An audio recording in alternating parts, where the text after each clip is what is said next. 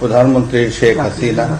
হঠাৎই আলোচনায় আসে রাষ্ট্রপতি মোহাম্মদ শাহাবুদ্দিনের পদত্যাগের বিষয়টি। দুদিন ধরে চলে নানা জল্পনা। তার মধ্যেই অনেকটা নিশ্চিত হয়ে যায় শুক্রবারই পদত্যাগ করছেন রাষ্ট্রপতি। আমার মেডিকেল চেকআপ যেহেতু শেষ হয়েছে, চিকিৎসার জন্য দেশের বাইরে থাকা স্পিকার হাফিজউদ্দিন আহমেদ বীর বিক্রমও সফর সংক্ষিপ্ত করে দেশে ফেরেন শুক্রবার দুপুরে।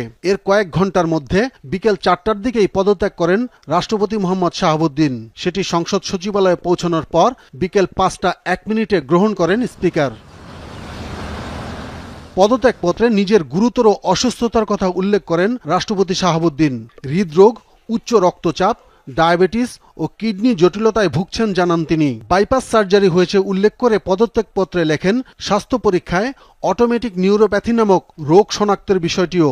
এই রোগের কারণে তিনি মাঝে মাঝে ক্ষণিক অচেতন থাকেন।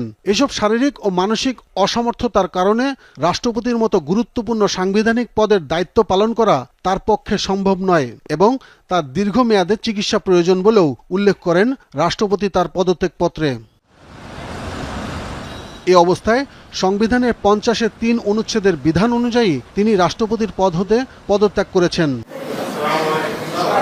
এরপরেই সংসদ ভবনে জরুরি সংবাদ সম্মেলন করেন স্পিকার হাফিজউদ্দিন আহমদ। তিনি আনুষ্ঠানিকভাবে রাষ্ট্রপতির পদত্যাগের বিষয়টি জানান।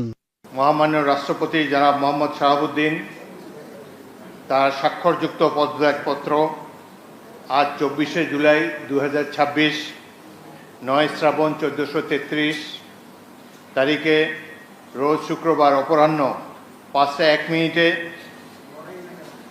আমার নিকট পদত্যাগপত্র দাখিল করেছেন। ফলশ্রুতিতে সংবিধানের 54 অনুচ্ছেদ অনুযায়ী আমি রাষ্ট্রপতির দায়িত্ব গ্রহণ করেছি। পদত্যাগপত্রটি আমি গ্রহণ করেছি এবং জাতীয় সংসদ সচিবালয়ের রেকর্ডে সংরক্ষণ এবং প্রয়োজনীয় প্রশাসনিক কার্যক্রম গ্রহণের জন্য নির্দেশ প্রদান করা হলো। 3 মিনিটের সংক্ষিপ্ত বক্তব্যের পর প্রশ্ন উত্তরের সুযোগ দেন ভারপ্রাপ্ত রাষ্ট্রপতির দায়িত্ব গ্রহণ করা হাফিজউদ্দিন আহমদ। তিনি বলেন, মাফিয়া আমলে নিয়োগ পেলেও বর্তমান নির্বাচিত সরকারের প্রতি তিনি সবসময় শ্রদ্ধাশীল ছিলেন। যেদিন আমি স্পিকার হিসেবে শপথ নিয়েছি সেই দিনই ভারপ্রাপ্ত রাষ্ট্রপতি হিসেবেও শপথ নিয়েছি। তিনি শারীরিক অসমর্থের কারণে পদত্যাগ করেছেন। আমি তার মঙ্গল এবং সুস্বাস্থ্য কামনা করি এবং আমার মনে হয় তিনি মাফিয়া সরকারের আমলে নির্বাচিত হলেও